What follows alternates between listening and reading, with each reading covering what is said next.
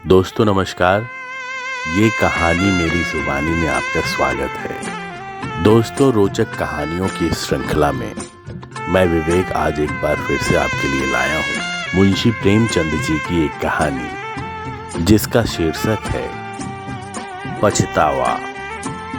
दोस्तों, अगर आपको ये कहानी पसंद आए तो इसको लाइक करें, ढेर सारा शेयर करें, कमेंट करके हमें बताएं कि आपको ये कहानी कैसी लगी। साथ ही अगर आप इस चैनल पर नए हैं तो इस चैनल को सब्सक्राइब कर बेल आइकन दबाना न भूलें, जिससे ऐसी रोचक, ऐसी मनोरंजक कहानियां आपको सबसे पहले मिलें। लीजिए, प्रस्तुत है कहानी पछतावा। पंडित दुर्गानाथ जब कॉलेज से निकले तो उन्हें जीवन निर्वाह की चिंता उपस्थित हुई। वे दयालु और धार्मिक थे। इच्छा थी कि ऐसा काम करना चाहिए जिससे अपना जीवन भी साधारणता सुखपूर्वक व्यतीत हो और दूसरों के साथ भलाई और सदाचार का भी अवसर मिले। वे सोचने लगे, यदि किसी कार्यालय में क्लर्क बन जाऊं तो अपना निर्वाह हो सकता है, किंतु सर्वसाधारण से कुछ भी संबंध ना रहेगा। वकालत में प्रविष्ट हो जाऊं तो दोनों बातें संभव हैं, किंतु अनेकानेक यत्न करने पर भी अपने को पवित्र रखना कठिन होगा। पुलिस विभाग में दीन पालन और परोपकार के लिए बहुत से अवसर मिलते रहते हैं, किंतु एक स्वतंत्र और सद्विचार प्रिय मनुष्य के लिए वहां की हवा हानिप्रद है। शासन विभाग में नियम और नीतियों की भरमार रहती है। कितना भी चाहो वहां कड़ाई और डांट डपट से बचे रहना असंभव है। इसी प्रकार बहुत सोच विचार के पश्चात उन्होंने निश्चय किया कि किसी जमींदार के यहाँ मुख्तार आम बन जाना चाहिए। वेतन तो अवश्य कम मिलेगा, किंतु दीन खेतिहरों से रात दिन संबंध रहेगा। उनके साथ सद्व्यवहार का अवसर मिलेगा। साधारण जीवन निर्वाह होगा और विचार दृढ़ होंगे। कुंवर विशाल सिंह जी एक संपत्तिशाली जमींदार थे। पंडित दुर्गानाथ ने उनके पास जाकर प्रार्थना की कि मुझे भी अपनी सेवा में रखकर कृतार्थ कीजिए। कुंवर साहब ने इन्हें सिर से पैर तक देखा और कहा, पंडित जी, आपको अपने यहां रखने में मुझे बड़ी प्रसन्नता होती, किंतु आपके योग्य मेरे यहां कोई स्थान नहीं देख पड़ता। दुर्गानाथ ने कहा, मेरे लिए किसी विशेष स्थान की आवश्यकता नहीं है। मैं हर एक काम कर सकता हूं। वेतन आप जो कुछ प्रसन्नता पूर्वक देंगे मैं स्वीकार करूंगा। मैंने तो यह संकल्प कर लिया है कि सिवा किसी रईस के और किसी की नौकरी न करूंगा। कुंवर विशाल सिंह ने अभिमान से कहा, रईस की नौकरी नौकरी नहीं है, राज्य है। मैं अपने चपरासियों को 2 रुपए माहवार देता हूं और वे तंजेब और अंगरखे पहनकर निकलते हैं। उनके दरवाजों पर घोड़े बंधे हुए हैं। मेरे कारिंदे 5 रुपए से अधिक नहीं पाते, किंतु शादी विवाह वकीलों के यहां करते हैं। न जाने उनकी कमाई में क्या बरकत होती है। बरसों तनख्वाह का हिसाब नहीं करते। कितने ऐसे हैं जो बिना तनख्वाह के कारिंदगी या चपरासीगिरी को तैयार बैठे हैं, परंतु अपना यह नियम नहीं। समझ लीजिए, मुख्तार आम अपने इलाके के एक बड़े जमींदार से अधिक रोब रखता है। उसका ठाट-बाट और उसकी हुकूमत छोटे छोटे राजाओं से कम नहीं। जिसे इस नौकरी का चस्का लग गया उसके सामने तहसीलदारी झूठी है। पंडित दुर्गानाथ ने कुंवर साहब की बातों का समर्थन किया, जैसा कि करना उनकी सभ्यता अनुसार उचित था। वे दुनियादारी में अभी कच्चे थे। बोले, मुझे अब तक किसी रईस के यहां नौकरी का चस्का नहीं लगा है। मैं तो अभी कॉलेज से निकल आता हूं और ना मैं इन कारणों से नौकरी करना चाहता हूं जिनका कि आपने वर्णन किया, किंतु इतने कम वेतन में मेरा निर्वाह न होगा। आपके और नौकर आसामियों का गला दबाते होंगे। मुझसे मरते समय तक ऐसे कार्य न होंगे। यदि सच्चे नौकर का सम्मान होना निश्चय है तो मुझे विश्वास है कि बहुत शीघ्र आप मुझसे प्रसन्न हो जाएंगे। कुंवर साहब ने बड़ी दृढ़ता से कहा, हां, या तो निश्चय है कि सत्यवादी मनुष्य का आदर सब कहीं होता है, किंतु मेरे यहां तनख्वाह अधिक नहीं दी जाती। जमींदार के इस प्रतिष्ठा शून्य उत्तर को सुनकर पंडित जी कुछ खिन्न हृदय से बोले, तो फिर मेरी मजबूरी है। मेरे द्वारा इस समय कुछ कष्ट आपको हो तो क्षमा कीजिएगा, किंतु मैं आपसे यह कह सकता हूं कि ईमानदार आदमी आपको सस्ता न मिलेगा। कुंवर साहब ने मन में सोचा कि मेरे यहां सदा अदालत कचहरी लगी ही रहती है। सैकड़ों रुपए तो डिग्री और तजवीरों तथा और अंग्रेजी कागजों के अनुवाद में लग जाते हैं। एक अंग्रेजी का पूर्ण पंडित सहज ही में मिल रहा है, सो भी अधिक तनख्वाह नहीं देनी पड़ेगी। मुझे रख लेना ही उचित है। लेकिन पंडित जी की बात का उत्तर देना आवश्यक था।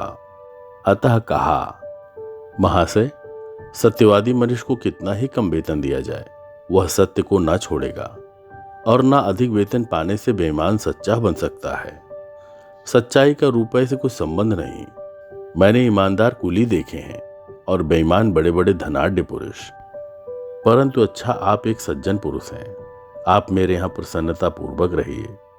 मैं आपको एक इलाके का अधिकारी बना दूंगा और आपका काम देखकर तरक्की भी कर दूंगा।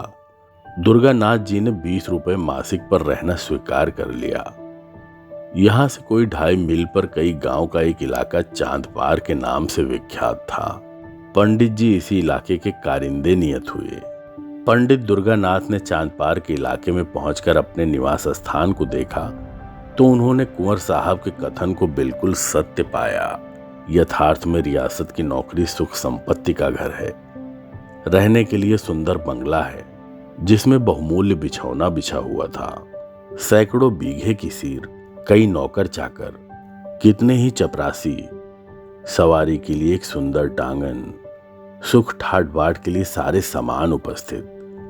किंतु इस प्रकार की सजावट और विलास की सामग्री देखकर उन्हें उतनी प्रसन्नता न हुई, क्योंकि इसी सजे हुए बंगले के चारों ओर किसानों के झोपड़े थे।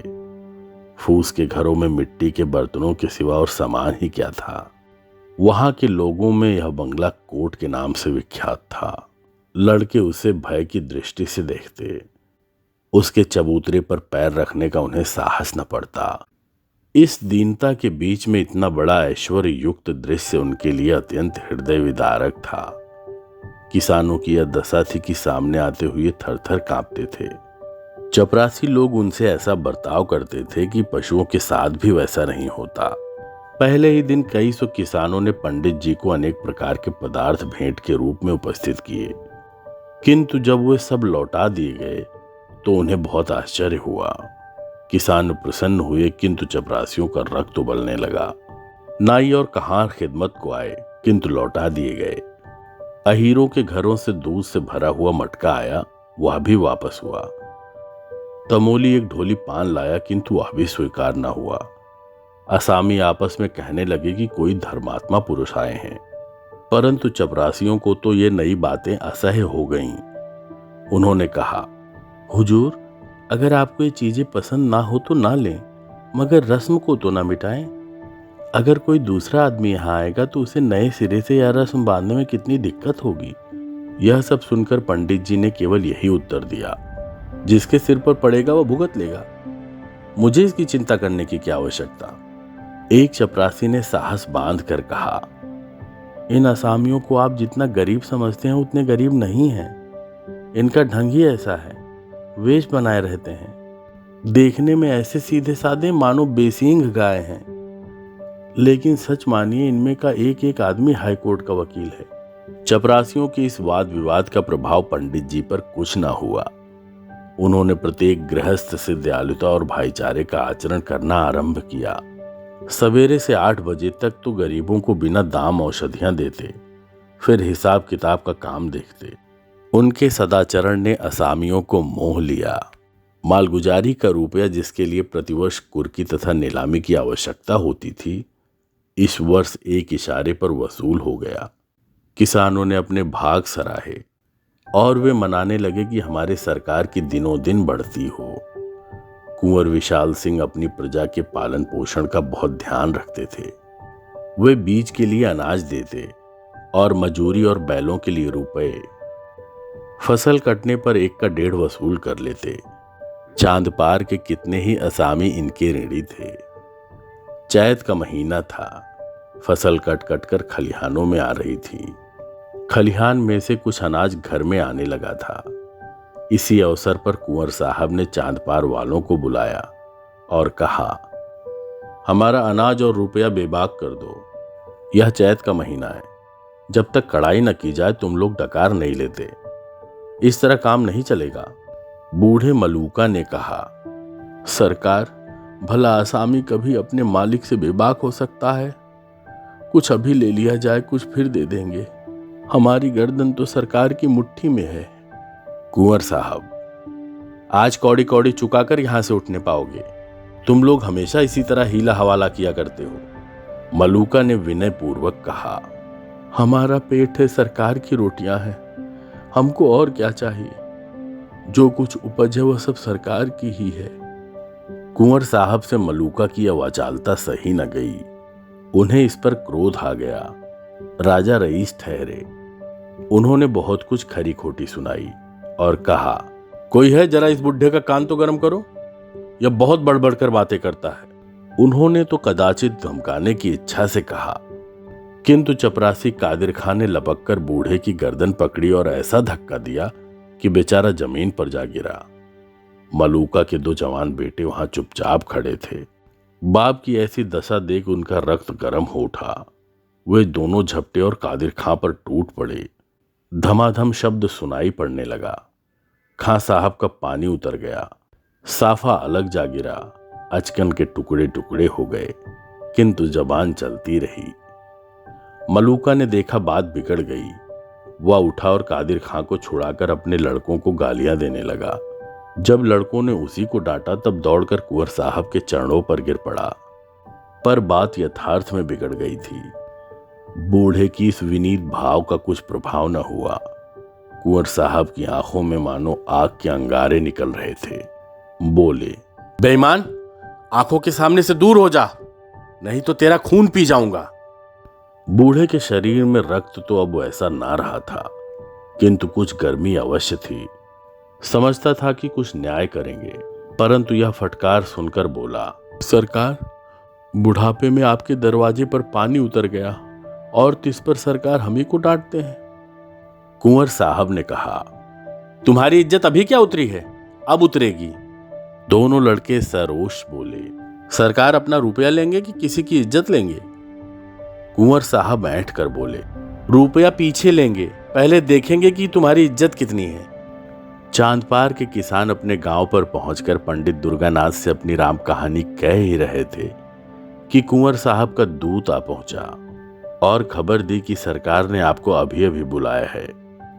दुर्गानाथ ने असामियों को परितोष दिया और आप घोड़े पर सवार होकर दरबार में हाजिर हुए। कुंवर साहब की आंखें लाल थीं, मुख की आकृति भयंकर हो रही थी। कई मुख्तार और चपरासी बैठे हुए आग पर तेल डाल रहे थे। पंडित जी को देखते ही कुंवर साहब बोले, चांदपार वालों की हरकत आपने देखी? पंडित जी ने नम्र भाव से कहा, जी हां, सुनकर बहुत शोक हुआ। ये तो ऐसे सरकश ना थे। कुंवर साहब, यह आप सबके ही आगमन का फल है। आप अभी स्कूल के लड़के हैं। आप क्या जाने कि संसार में कैसे रहना होता है। यदि आपका बर्ताव असामियों के साथ ऐसा ही रहा तो फिर मैं जमींदारी कर चुका। यह सब आपकी ही कमी है। मैंने इसी दरवाजे पर असामियों को बांध बांध कर उल्टे लटका दिया है और किसी ने चूं तक ना की। आज उनका यह साहस कि मेरे ही आदमी पर हाथ चलाएं। दुर्गानाथ कुछ दबते हुए बोले, महाशय, इसमें मेरा क्या अपराध है? मैंने तो जब से सुना है तब से स्वयं सोच में पड़ा हूं। कुंवर साहब, आपका अपराध नहीं तो किसका है? आप ही ने तो इनको सिर पर चढ़ाया है, बेगार बंद कर दी। आप ही उनके साथ भाईचारे का बर्ताव करते हैं, उनके साथ हंसी मजाक करते हैं। ये छोटे आदमी इस बर्ताव की कदर क्या जाने? किताबी बातें स्कूलों ही के लिए है, दुनिया के व्यवहार का कानून दूसरा है। अच्छा, जो हुआ सो हुआ। अब मैं चाहता हूं कि इन बदमाशों को इस सरकसी का मजा चखाया जाए। असामियों को आपने मालगुजारी की रसीदें तो नहीं दी हैं? दुर्गानाथ कुछ डरते हुए बोले, जी नहीं, रसीदें तैयार है, लेकिन आपके हस्ताक्षरों की देर है। कुंवर साहब कुछ संतुष्ट होकर बोले, यह बहुत अच्छा हुआ, शकुन अच्छे हैं। अब आप इन रसीदों को चिराग अली के सुपुर्द कीजिए। इन लोगों पर बकाया लगान की नालिश की जाएगी। फसल नीलाम कर लूंगा, जब भूखे मरेंगे तब सूझेगी। जो रुपए अब तक वसूल हो चुका है वह बीज और ऋण के खाते में चढ़ा लीजिए। आपको केवल यह गवाही देनी होगी कि यह रुपया मालगुजारी के मद में नहीं, कर्ज में वसूल हुआ है, बस। दुर्गानाथ चिंतित हो गए। सोचने लगे कि क्या यहां भी उसी आपत्ति का सामना करना पड़ेगा जिससे बचने के लिए इतने सोच विचार के बाद इस शांति कुटीर को ग्रहण किया था। क्या जानबूझकर इन गरीबों की गर्दन पर छुरी फेरूं? वो भी इसलिए कि नौकरी बनी रहे, नहीं यह मुझसे ना होगा। बोले, क्या मेरी शहादत के बिना काम ना चलेगा? कुंवर साहब क्रोध में बोले, क्या इतना कहने में भी आपको कोई उज्र है? दुर्गानाथ दुविधा में बोले, जी यूं तो मैंने आपका नमक खाया है, आपकी प्रत्येक आज्ञा का पालन करना मुझे उचित है, किंतु न्यायालय में मैंने गवाही नहीं दी है। संभव है कि यह कार्य मुझसे ना हो सके, अतः मुझे तो क्षमा ही कर दिया जाए। कुंवर साहब शासन के ढंग से बोले, यह काम आपको करना पड़ेगा। मुझे हाँ नहीं की कोई आवश्यकता नहीं। आग आपने लगाई है, बुझाएगा कौन? दुर्गानाथ दृढ़ता के साथ बोले, मैं झूठ कदापि नहीं बोल सकता और ना इस प्रकार की शहादत दे सकता हूं। कुंवर साहब कोमल शब्दों में बोले, कृपा निधान, यह झूठ नहीं है। मैंने झूठ का व्यापार नहीं किया है। मैं यह नहीं कहता कि आप रुपए का वसूल होना अस्वीकार कर दीजिए। जब असामी मेरे ऋणी हैं तो मुझे अधिकार है कि चाहे रुपए ऋण कीमत से वसूल करूं या मालगुजारी कीमत से। यदि इतनी सी बात आप झूठ समझते हैं तो आपकी जबरदस्ती है। अभी आपने संसार देखा नहीं, ऐसे सच्चाई के लिए संसार में स्थान नहीं। आप मेरे यहाँ नौकरी कर रहे हैं, इस सेवक धर्म पर विचार कीजिए। आप शिक्षित और होनहार पुरुष हैं। अभी आपको संसार में बहुत दिन तक रहना और बहुत काम करना है। अभी से आप यह धर्म और सत्यता धारण करेंगे तो अपने जीवन में आपको विपत्ति और निराशा के सिवा और कुछ प्राप्त न होगा। सत्य प्रियता अवश्य उत्तम वस्तु है, किंतु उसकी भी सीमा है। अति सर्वत्र वज्रेत। अब अधिक सोच विचार की आवश्यकता नहीं, यह अवसर ऐसा ही है। कुंवर साहब पुराने खुर्राट थे। इस फैंकनायत में युवक खिलाड़ी हार गया। इस घटना के तीसरे दिन चांदपार के असामियों पर बकाया लगान की नालिश हुई। सम्मन आए, घर घर उदासी छा गई। सम्मन क्या थे? यम के दूत थे। देवी देवताओं की मिन्नतें होने लगीं। स्त्रियां अपने घर वालों को कोसने लगीं और पुरुष अपने भाग्य को। नियत तारीख के दिन गांव के गवार कंधे पर लोटा डोर रखे और अंगोछे में चबेना बांधे कचहरी की ओर चले। सैकड़ों स्त्रियां और बालक रोते हुए उनके पीछे पीछे जाते थे, मानो अब वे फिर उनसे ना मिलेंगे। पंडित दुर्गानाथ के 3 दिन कठिन परीक्षा के थे। एक ओर कुंवर साहब की प्रभावशालिनी बातें, दूसरी ओर किसानों की हाय हाय। परंतु विचार सागर में 3 दिन निमग्न रहने के पश्चात उन्हें धरती का सहारा मिल गया। उनकी आत्मा ने कहा, यह पहली परीक्षा है। यदि इसमें अनुत्तीर्ण रहे तो फिर आत्मिक दुर्बलता ही हाथ रह जाएगी। निदान निश्चय हो गया कि मैं लाभ के लिए इन गरीबों को हानि ना पहुंचाऊंगा। 10 बजे दिन का समय था। न्यायालय के सामने मेला सा लगा हुआ था। जहां तहां श्याम वस्त्र छादित देवताओं की पूजा हो रही थी। चांद पार के किसान झुंड के झुंड एक पेड़ के नीचे आकर बैठे। उनसे कुछ दूर पर कुंवर साहब के मुख्तार आम सिपाहियों और गवाहों की भीड़ थी। ये लोग अत्यंत विनोद में थे। जिस प्रकार मछलियां पानी में पहुंचकर किकोले करती हैं, उसी भांति ये लोग भी आनंद में चूर थे। कोई पान खा रहा था, कोई हलवाई की दुकानों से पूरियों की पत्तल लिए चला आता था। उधर बेचारे किसान पेड़ के नीचे चुपचाप उदास बैठे थे कि आज न जाने क्या होगा, कौन आफत आएगी। भगवान का भरोसा है। मुकदमे की पेशी हुई। कुंवर साहब की ओर से गवाह गवाही देने लगे कि असामी बड़े सरकश हैं। जब लगान मांगा जाता है तो लड़ाई झगड़े पर तैयार हो जाते हैं। अब की इन्होंने एक कौड़ी भी नहीं दी। कादिर खान ने रोकर अपने सिर की चोट दिखाई। सबसे पीछे पंडित दुर्गानाथ की पुकार हुई। उन्हीं के बयान पर निपटारा होना था। वकील साहब ने उन्हें खूब तोते की भांति पढ़ा रखा था, किंतु उनके मुख पर पहला वाक्य निकला ही था कि मजिस्ट्रेट ने उनकी ओर तीव्र दृष्टि से देखा। वकील साहब बगले झांकने लगे। मुख्तार आम ने उनकी ओर घूर कर देखा। अहलमद पेशकार आदि सब उनकी ओर आश्चर्य की दृष्टि से देखने लगे। न्यायाधीश ने तीव्र स्वर से कहा, तुम जानते हो मजिस्ट्रेट के सामने खड़े हो? दुर्गानाथ दृढ़तापूर्वक बोले, जी हां, भली भूत जानता हूं। न्यायाधीश, तुम्हारे ऊपर असत्य भाषण का अभियोग चलाया जा सकता है। दुर्गानाथ, अवश्य, यदि मेरा कथन झूठा हो। वकील ने कहा, जान पड़ता है किसानों के दूध, घी और भेंट आदि ने यह काया पलट कर दी है। और न्यायाधीश की ओर सार्थक दृष्टि से देखा। दुर्गानाथ, आपको इन वस्तुओं का अधिक तजुर्बा होगा। मुझे तो अपनी रूखी रोटियां ही अधिक प्यारी हैं।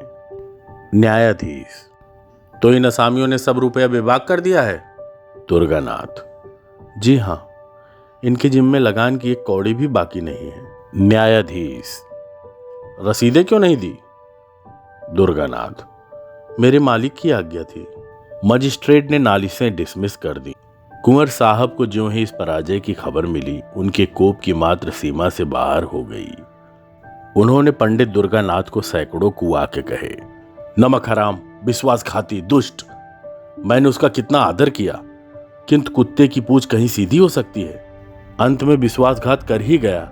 यह अच्छा हुआ कि पंडित दुर्गानाथ मजिस्ट्रेट का फैसला सुनते ही मुख्तार आम को कुंजियां और कागज पत्र सुपुर्द कर चलते हुए, नहीं तो उन्हें इस कार्य के फल में कुछ दिन हल्दी और गुड़ पीने की आवश्यकता पड़ती।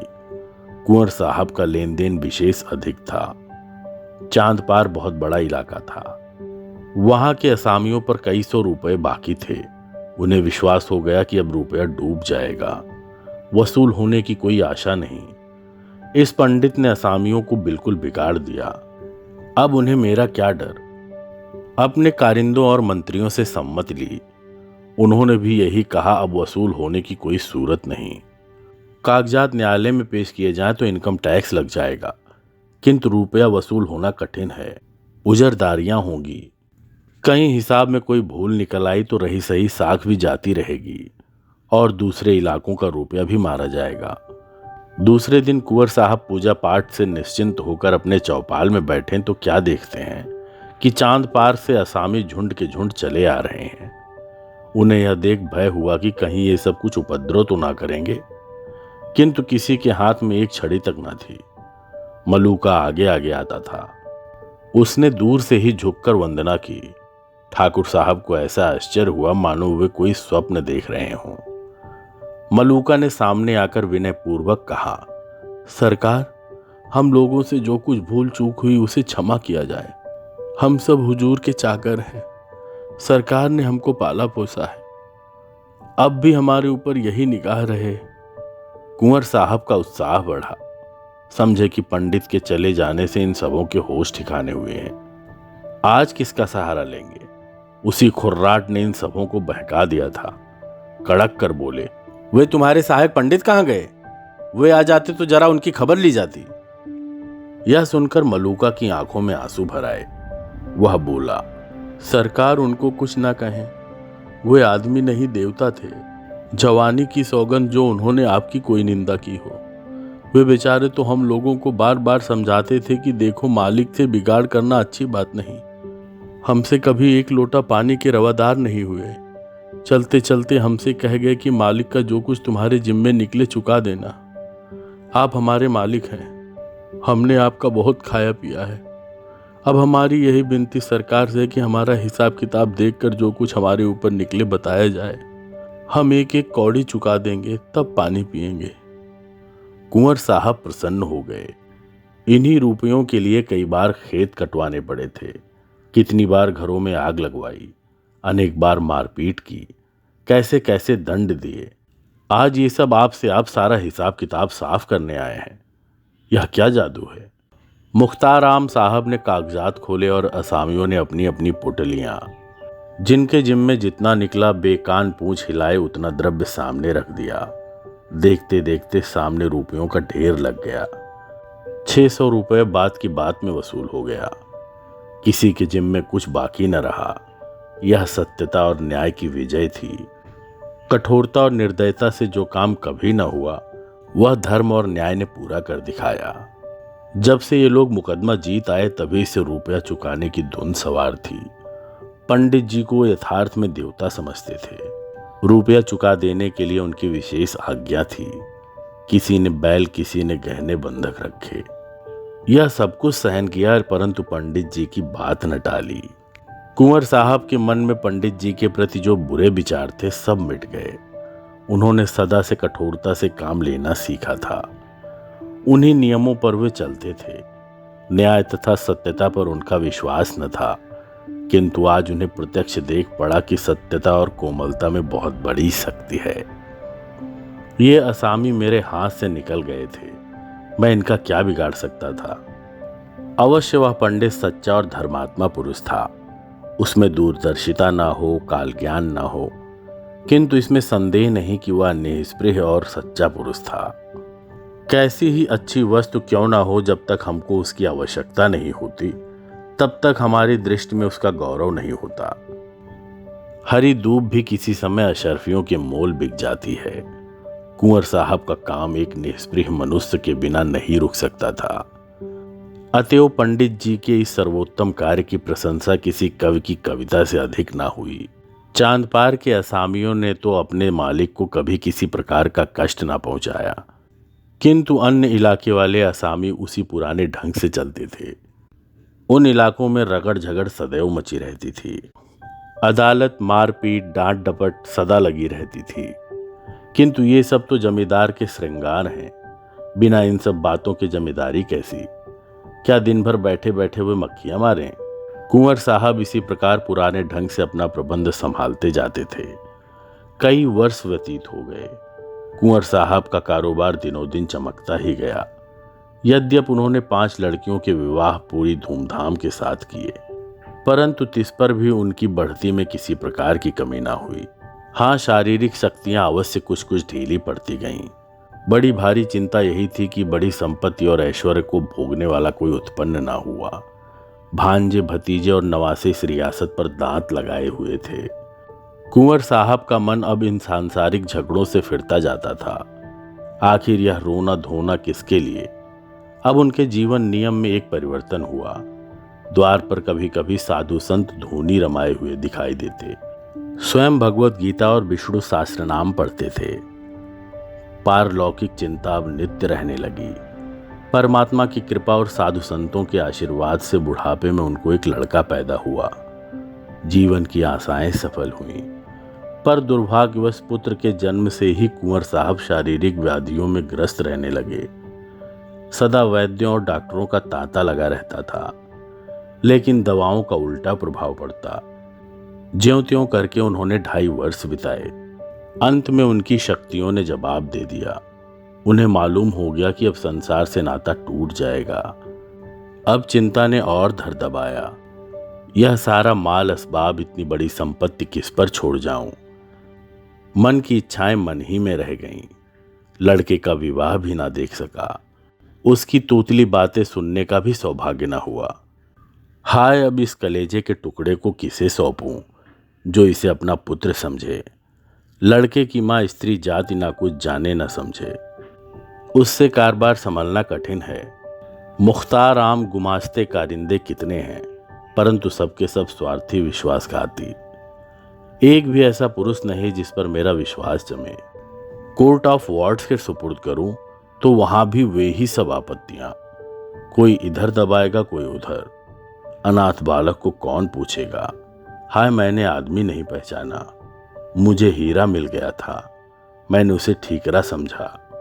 कैसा सच्चा, कैसा वीर, दृढ़ प्रतिज्ञ पुरुष था। यदि वह कहीं मिल जाए तो इस अनाथ बालक के दिन फिर जाएं। उसके हृदय में करुणा है, दया है। वह अनाथ बालक पर तरस खाएगा। हाँ, क्या मुझे उसके दर्शन मिलेंगे? मैं उस देवता के चरण धोकर माथे पर चढ़ाता, आंसुओं से उसके चरण धोता। वही यदि हाथ लगाए तो मेरी डूबती नाव पार लगे। ठाकुर साहब की दशा दिन पर दिन बिगड़ती गई। अब अंतकाल आ पहुंचा। उन्हें पंडित दुर्गानाथ की रट लगी हुई थी। बच्चे का मुंह देखते और कलेजे से एक आह निकल जाती। बार बार पछताते और हाथ मलते। हाय, उस देवता को कहां पाऊं? जो कोई दर्शन करा दे, आधी जायदाद उस पर न्यौछावर कर दूं। प्यारे पंडित, मेरे अपराध क्षमा करो। मैं अंधा था, अज्ञानी था। अब मेरी बाह पकड़ो, मुझे डूबने से बचाओ। इस अनाथ बालक पर तरस खाओ। हितार्थी और संबंधियों का समूह सामने खड़ा था। कुंवर साहब ने उनकी ओर अधखुली आंखों से देखा। सच्चा हितैषी कहीं देख न पड़ा। सबके चेहरे पर स्वार्थ की झलक थी।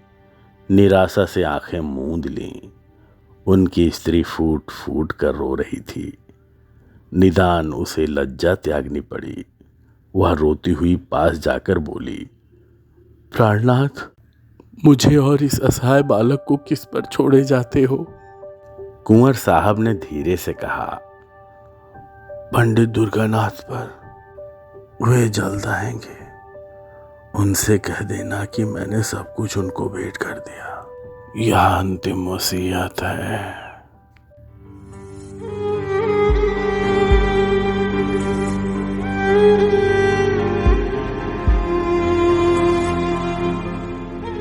ये थी मुंशी प्रेमचंद जी की कहानी पछतावा। दोस्तों, अगर आपको ये कहानी पसंद आई है तो इसको लाइक करें, ढेर सारा शेयर करें और कमेंट करके हमें बताएं कि आपको ये कहानी कैसी लगी। और अगर आप इस चैनल पर नए हैं तो इस चैनल को सब्सक्राइब कर बेल आइकन दबाना न भूलें, ताकि ऐसे ही महान लेखकों की मनोरंजक कहानी आपको सबसे पहले मिले। धन्यवाद।